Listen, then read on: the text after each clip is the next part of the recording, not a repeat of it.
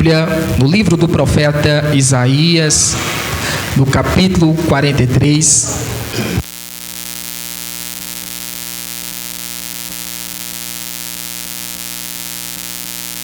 Livro do profeta Isaías, capítulo 43. Livro do profeta Isaías, capítulo 43. Glória a Deus.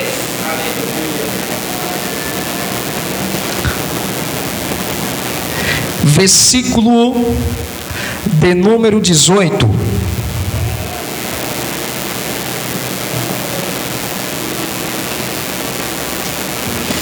Versículo de número 18. Amém, Jesus. Glória a Deus. Amo Deus. Amém? Todos já localizaram o texto? Vamos ler a palavra de Deus que nos diz desta maneira: não vos lembreis das coisas passadas, nem considereis as antigas. Eis que faço coisa nova, que está saindo à luz. Porventura não percebeis? Eis que porei um caminho no deserto e rios no ermo. Os animais do campo me glorificarão, os chacais e os filhotes de avestruzes. Porque porei águas no deserto e rios no ermo, para dar de beber ao meu povo, ao meu escolhido, ao povo que formei para mim, para celebrar o meu louvor. Você que tem Bíblia, continue com ela aberta, feche os teus olhos. Pai querido, nós te louvamos, meu Pai, pela tua palavra, porque sempre que nos reunimos neste lugar, o Senhor tem uma palavra para o nosso coração, Pai. Em nome de Jesus Cristo, Senhor, vem com tua palavra. Venha curar, venha libertar, venha salvar. Venha fazer, meu Deus, a tua vontade, o teu querer em nosso ser, em nosso interior. Porque nós precisamos de ti, nós temos necessidade de ti. A nossa alma, meu Deus, anseia pelo toque do teu Espírito. Venha nos cobrir com tua graça, com teu amor, com tua bondade, em nome de Jesus Cristo. Amém. Os irmãos podem se assentar, em nome do Senhor, louvando a Deus.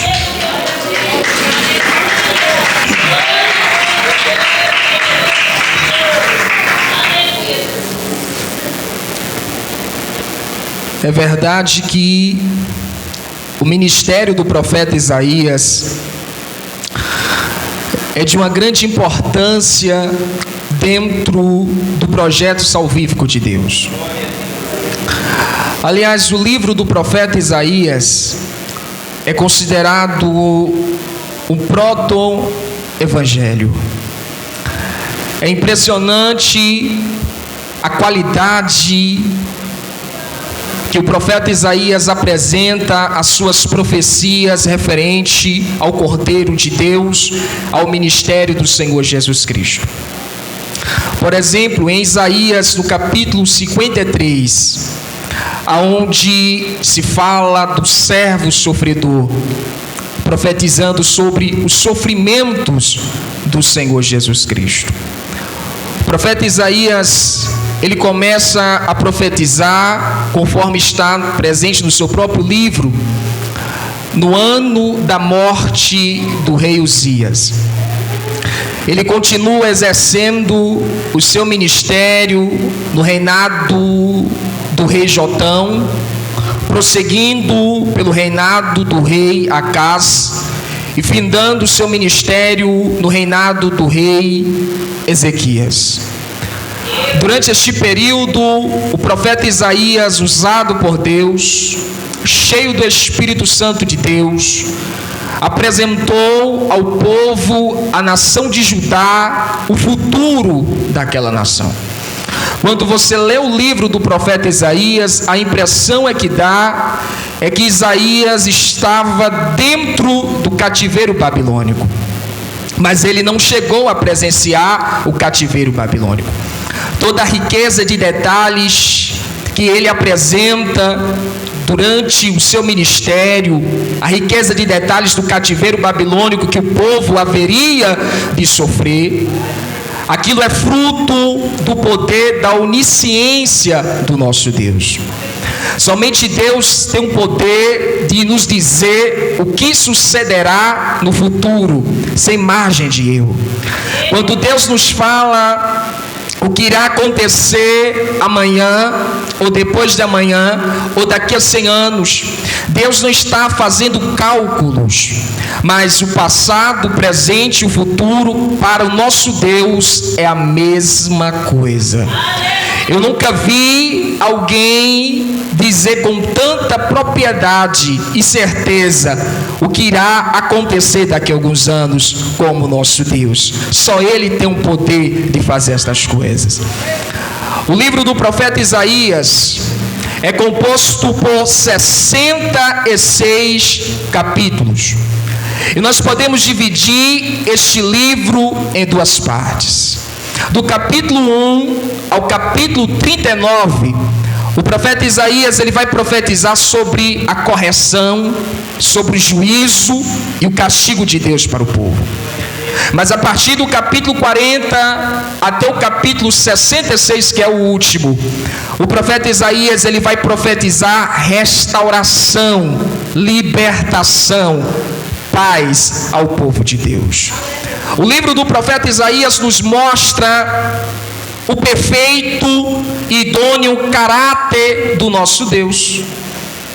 O nosso Deus, como um pai amoroso, ele tem as duas qualidades ou características que todo pai deve ter.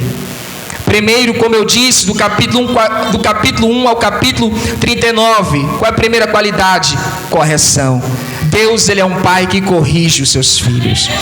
Deus jamais deixará os seus filhos andarem no erro sem os corrigi-lo, sem os castigarem. Se eu perguntasse para cada um dos irmãos, quem aqui já foi castigado por Deus? Se haver entre nós alguma pessoa que diga, eu nunca fui castigado por Deus, tá bom, você não é filho de Deus. Porque a Bíblia nos mostra que Deus, ele açoita e castiga a todos aqueles que ele tem por filho. Ele é um pai perfeito. E como todo pai perfeito, do capítulo 1 ao capítulo 39 do profeta Isaías, ele profetiza castigo.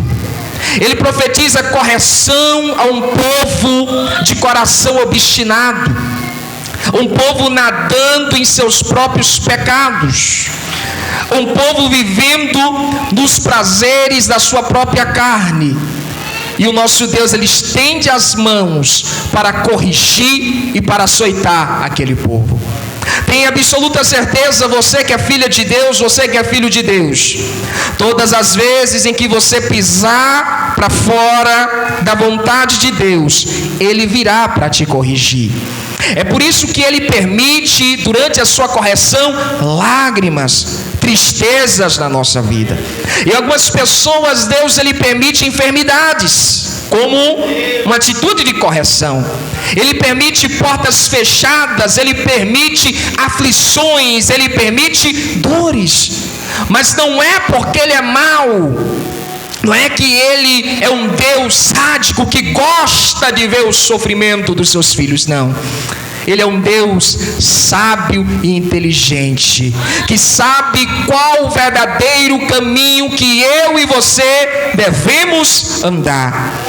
Quando nós chegamos na carta aos Hebreus, no capítulo 12, no versículo 6, aos Hebreus, capítulo 12, versículo 6, a Bíblia diz: porque o Senhor corrige a quem ama e açoita a todo filho a quem recebe.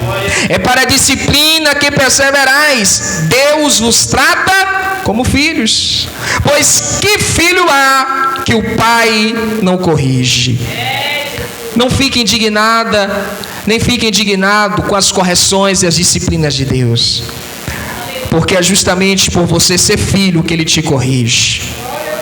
Hoje, quando Deus nos corrige, há choro, há lágrima e às vezes há luto. Mas lá na frente, se nós hoje aceitarmos com paciência e humildade a correção e a disciplina do Senhor, lá na frente nós iremos colher frutos de bênção. No versículo 8 a Bíblia continua: mas se estáis sem correção, de que todos se têm tornado participantes, logo sois bastardos e não filhos. Me espanto de ver pessoas vivendo em pecado, sem ao menos sofrer uma correção da parte de Deus. Deixaram de ser filhos de Deus há muito tempo. Nós que somos filhos de Deus, nós sabemos muito bem quando nós erramos, ou quando nós pensamos em errar, o nosso Pai, Ele vem com mansidão, com sabedoria, nos corrigir, para aprendermos a fazer a sua santa vontade. Nós não devemos resistir às correções de Deus. A cada vez que você resiste às correções de Deus, Ele vai apertando mais o cinto. A cada dia que você resiste às correções de Deus, Ele vai pesando a mão mais e mais sobre a sua vida. Um tempo atrás, Deus usando as irmãs, Deus passou-lhes uma revelação, uma profecia para um casal, aqui neste lugar. E Deus dizia para aquele casal: olha, entra na posição, faz a vontade de Deus, porque Deus chamou vocês como obreiros na sua casa. Passado um tempo, aquele casal não teve a disposição que Deus queria que eles tivessem. E aí então nós recebemos a notícia que o filho caçula, ainda bebê daquele casal, morreu, faleceu. E eu tive um dos momentos mais difíceis da minha vida, que foi ministrar em um velório. Quando se ministra em uma festa ou em uma noite como esta, é fácil para o pregador. Mas quando você chega em um ambiente onde não há alegria, onde o clima é de luto, você olha para uma mãe dilacerada, sofrendo a dor de perder o seu filho querido, ainda um bebezinho. Você olha para os familiares chorando, e você tem um dever de ministrar uma palavra para que Deus consolasse o coração daquela família. Foi muito doloroso para mim. Você, se estivesse naquele lugar, talvez algumas pessoas aqui que não têm uma maturidade espiritual, vocês falariam: por que Deus permitiu isso acontecer? Por que Deus tirou o filho daquela mulher? Porque eles não quiseram fazer a vontade de Deus. Aí você pensa: Deus é mau, olha como Deus é ditador. Se nós não fazemos o que Ele nos manda, Ele nos fere, Ele mata. Mas para os irmãos que têm maturidade espiritual, sabem que toda correção de Deus, seja lá de que forma for, é para trazer o bem ao povo do Senhor, é para trazer paz ao povo de Deus. Irmão, entendendo de que forma, como Deus planeja trazer paz, esperança, salvação, fazendo as coisas dessas. E eu digo aos irmãos, quando nós não queremos fazer a vontade de Deus, Deus vai lá, fere um filho, fica doente. Nós olhamos para Deus e nós falamos: Deus, por que o Senhor está fazendo isso aqui com meu filho? Aí Deus vai lá, abre a sepultura e a criança desce. Aí você olha para Deus e você pergunta: Deus, por que o Senhor fez isso? O Senhor não curou? Porque eu não quis fazer a tua vontade. Eu imagino Deus respondendo para essas pessoas: e quantas crianças enfermas morreram porque você não foi lá estender as mãos e orar por elas? Às vezes nós somos tão egoístas que nós pensamos no nosso próprio bem. Irmão, imagine só nesse caso que eu contei, quantas criancinhas já não morreram porque aquele casal não foi orar. Quantas mães, quantos pais estão chorando de angústia porque aquele casal não foi visitá-los levando a palavra de Deus. E Deus, fazendo desta forma, Deus ensina uma lição. Você está vendo esta dor que você está sentindo? Você está vendo este luto que você está passando? Pessoas estão passando pela mesma coisa e você está de braços cruzados. Às vezes Deus nos fere com a ferida que está em muitas pessoas, para tentar gerar uma empatia em nosso coração, para nos conscientizar. Esta ferida que você tem, muitas pessoas estão feridas com esta mesma ferida e você não quer ir lá levar o remédio. Esse casal, eles resistiram. Outra vez Deus usou as irmãs. Faz a minha vontade, porque eu chamei vocês. Faz a minha vontade. Outra vez eles resistiram à correção de Deus. E um tempo atrás chegou a notícia: morreu outro parente próximo, um pai, morreu. E adivinha quem foi lá ministrar no velório? Eu de novo. Você chega, você entra, outra vez a família lutada.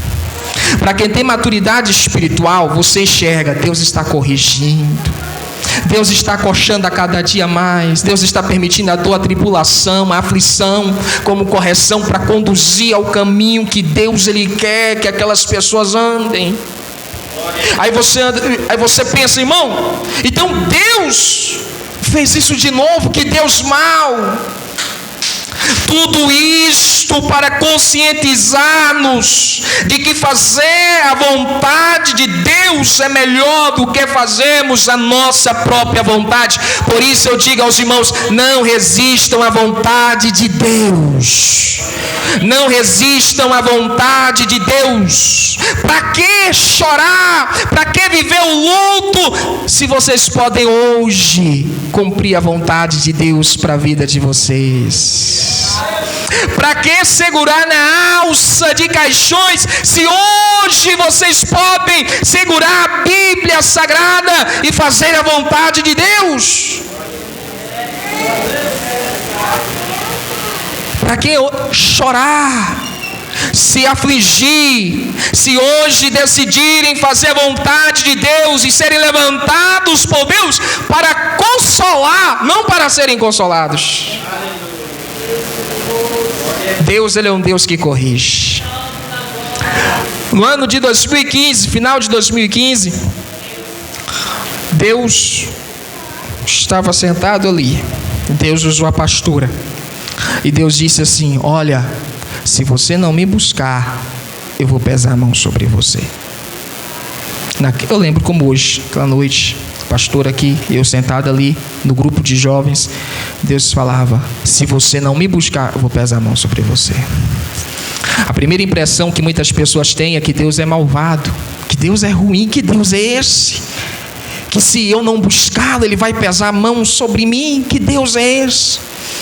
Naquele mesmo dia eu me pus a buscar e a me dedicar a Deus. Desde aquele dia até hoje, eu tenho visto que Deus tem feito através da minha vida a cura, a libertação, a salvação que Deus tem proporcionado a pessoas através da minha vida. Nesses anos atrás, eu não me lembro qual ano era, eu e alguns jovens, nós fomos visitar uma jovem. Era garota de programa, vivia se prostituindo, vivia nos bares. Nós chegamos na sala, nós pregamos a palavra de Deus. A partir daquele dia, a vida daquela menina não foi a mesma. Hoje ela está casada e está cuidando da sua filha. Agora, se naquele dia eu resolvesse: não, Senhor, eu vou cuidar da minha vida, eu vou cruzar meus braços, eu estaria o quê? Bem, sorrindo, feliz, enquanto a alma se prostituindo nas garras de Satanás. A verdade é que nós olhamos para Deus e nós falamos: Deus é egoísta, Deus é ditador, autoritário, quando na verdade nós que somos egoístas e nós queremos fazer campear na nossa vida o nosso próprio querer, o nosso próprio gosto. Então, o que Deus fez ao povo de Israel é uma atitude de um pai que quer o bem dos seus filhos.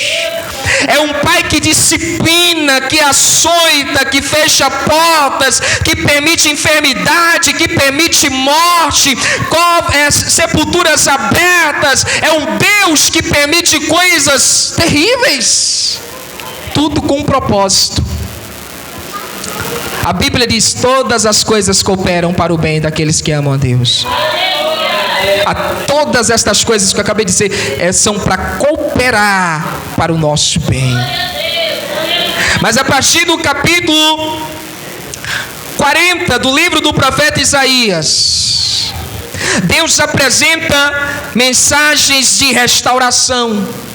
Porque Ele é o pai que corrige, o pai que açoita, mas Ele é o pai também que restaura. Ele é o pai que fere, mas Ele é o pai também que cura as feridas.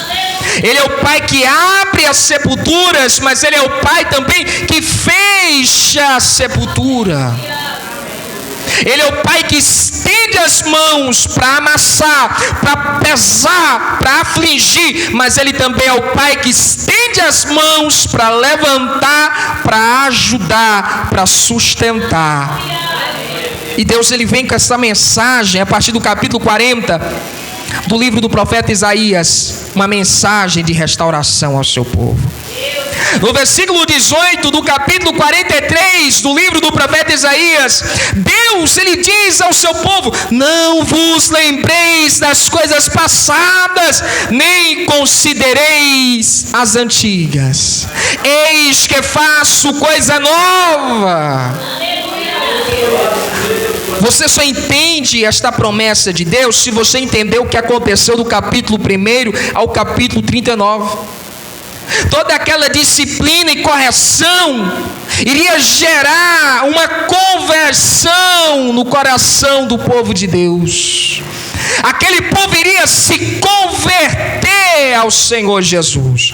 Porque esta promessa que está no versículo 18 e no versículo 19 aponta para o Senhor Jesus Cristo, para a obra que Jesus iria realizar no meio do seu povo em nossos dias. Na sua segunda carta à igreja dos Coríntios, no capítulo 5, no versículo 17, o apóstolo Paulo, ele diz: e assim, se alguém está em Cristo, é o quê? É nova criatura. As coisas antigas já passaram, eis que se fizeram novas. É aquilo que Deus diz: não vos lembreis das coisas passadas. Esse é o Deus de restauração. Sempre que nos convertermos a Deus, Ele nos restaurará e não haverá lembranças nem menções daquilo que aconteceu no passado. Todo crente que ele já foi perdoado por Deus, que ele já se converteu, ele tem por obrigação esquecer do seu passado. Ele tem por obrigação abandonar o seu passado. Não deixar que os fantasmas do passado lhe atormentem. Erros que aconteceram no passado, falhas que ele cometeu no passado, eles não podem deixar de maneira alguma que esses fantasmas venham atormentar. Não deixe que o teu passado, as coisas que a Bíblia diz que são velhas, que são antigas, venham lhe oprimir. Hoje você já foi restaurada pelo Senhor Jesus Cristo. Você já se converteu. O tempo de dor, o tempo de angústia, o tempo de castigo, ele se finda quando nós nos convertemos a Jesus. Converter o que é mudança de direção. É mudança de pensamento.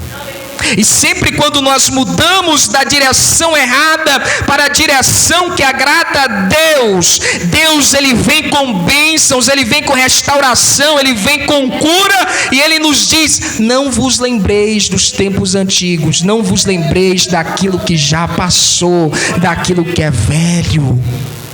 O que nós não podemos, meu irmão, é colocar dentro da mala da nossa vida coisas que ficaram lá no passado. Não vale a pena levarmos adiante. Infelizmente nós temos o costume de guardar coisas velhas, não é? que nem presta mais. Se você for olhar na sua casa, o que é velho, o que não presta mais, o que você não utiliza, vai muita coisa. Porque nós guardamos, acumulamos. E assim acontece na nossa vida. Nós vamos vivendo e coisas que são para ser deixadas para trás, nós vamos levando, e isso vai fazendo sobrecarregar. É por isso que Jesus, ele fala: vinde a mim os cansados e oprimidos, eu vos aliviarei. Há muitos que estão cansados e oprimidos pelas cargas do seu passado, mas Deus, ele libera a sua palavra através do profeta Isaías, dizendo: não vos lembreis das coisas passadas, nem considereis as antigas, eis que faço coisa nova. Isto aqui aponta para o que Jesus fez na minha e na tua vida. Nós somos uma nova criação de Deus. Nós somos uma nova pessoa. Nós estamos vivendo uma nova vida. Nós estamos vivendo uma nova oportunidade da parte de Deus para fazermos o que lhe agrada, o que lhe pertence, para fazer o que é da vontade do nosso Deus. E quando nós pegamos para a gente estas palavras, nós iremos conseguir ver a graça, a misericórdia, a bondade e as bênçãos de Deus na nossa vida. Enquanto nós estivermos com as cargas do passado, nós iremos viver os versículos seguintes do que Deus está falando nesse texto que nós lemos. Você percebe que antes de Deus liberar as suas promessas, Ele fala: não vos lembreis das coisas passadas, nem considereis as antigas, porque agora eu faço algo novo. Você vai viver algo novo da parte de Deus. Nós iremos viver algo novo da parte de Deus. Talvez você tenha falado: Senhor, eu tenho vivido o tempo do capítulo 1 ao capítulo 39, é o tempo de dor, de angústia, de frustração, de vergonha, de opróbrio. Mas Deus fala para você nesta noite: você viverá coisas novas da minha parte. Você viverá coisas grandes da parte de Deus. Por isso é preciso aceitarmos o capítulo 1 ao capítulo 39 e nós entrarmos no tempo da restauração da parte do nosso Deus. Deus, ele continua: eis no Isaías, eis que porém um caminho no deserto e rios no ermo. Os animais do campo me glorificarão, os chacais, os filhotes de avestruzes, porque porém águas no deserto e rios no ermo, para dar de beber ao meu povo, ao meu escolhido. É sem discussão alguma que no deserto não há água. E se há algum deserto que há água, é bem raro isso acontecer, porque o clima do deserto é um clima árido, seco, não tem água. E aqui, alegoricamente, a Bíblia está tratando da nossa vida.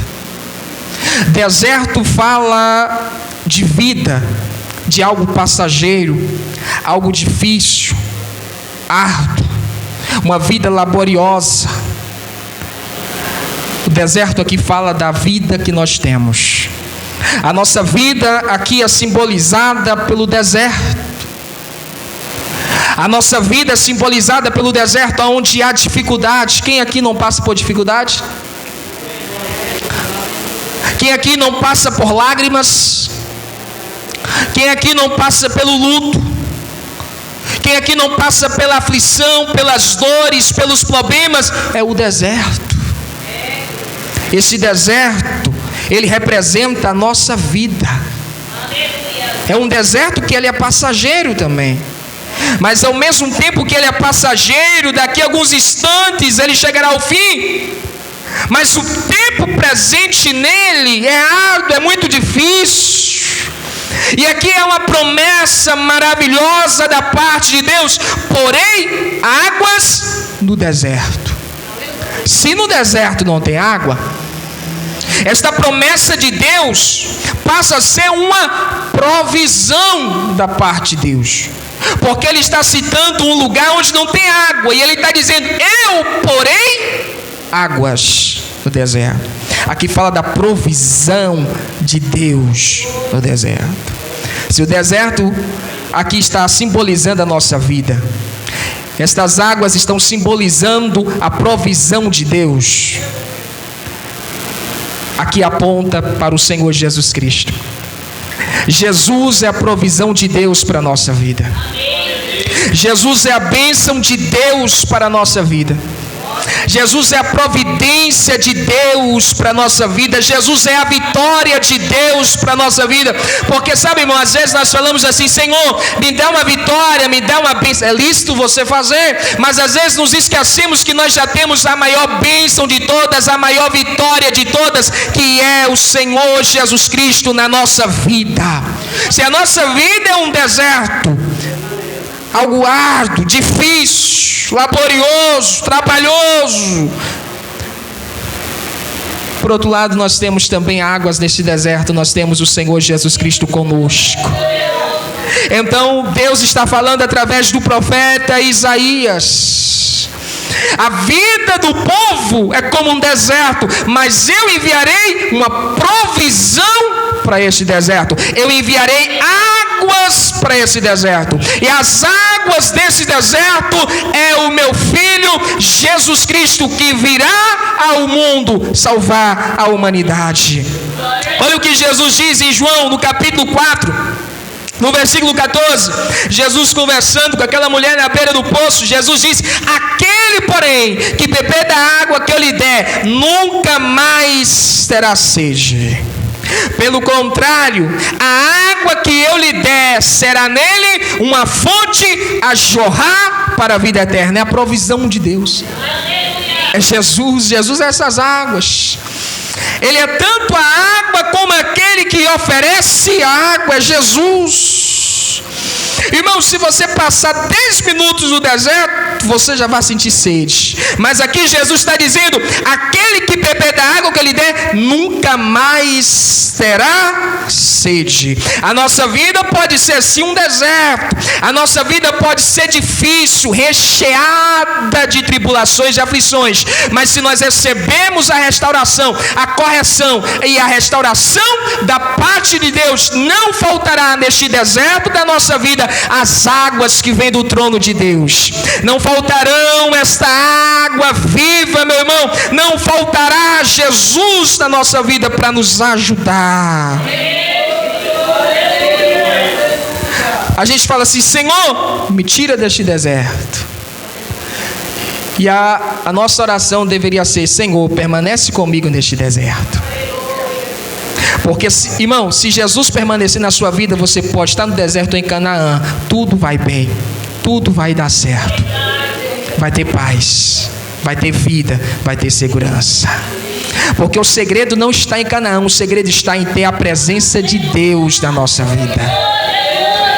Alguns tombam no deserto, outros tombam em Canaã, mas aqueles que têm a presença de Deus sempre permanecerão em pé, irão resistir, irão prosseguir, irão avançar, porque tem Deus na vida deles. Jesus é esta água que há na nossa vida, que mata a nossa sede, não nos deixa desfalecer, não nos deixa desviar, não nos deixa andar tropeçando, não nos deixa ser amarrados pelas cordas de Satanás. Jesus é esta água, esta provisão de Deus para a nossa vida. A humanidade está morrendo de sede. A humanidade está morrendo de sede. Mas há um Deus lá em cima que está oferecendo água para a humanidade.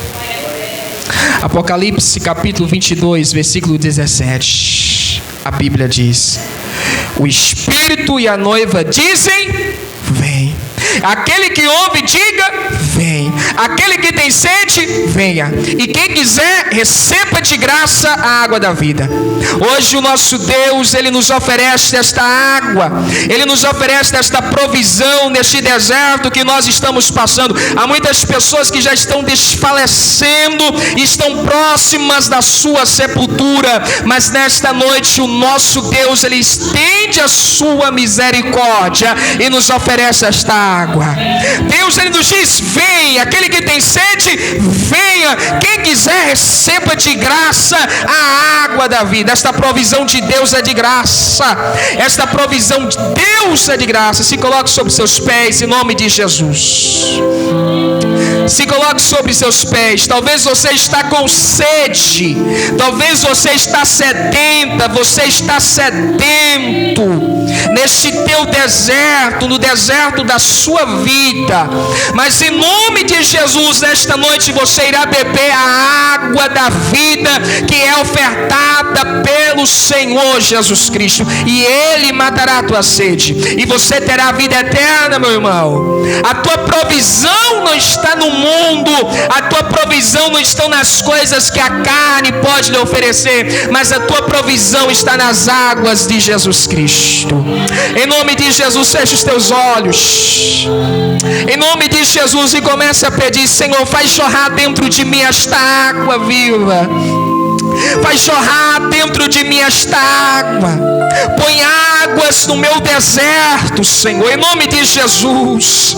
Porque conforme as águas vão chegando, conforme as águas vão chegando, a alegria vai chegando também, o ânimo vai chegando, a cura vai chegando, a libertação vai chegando para a sua vida.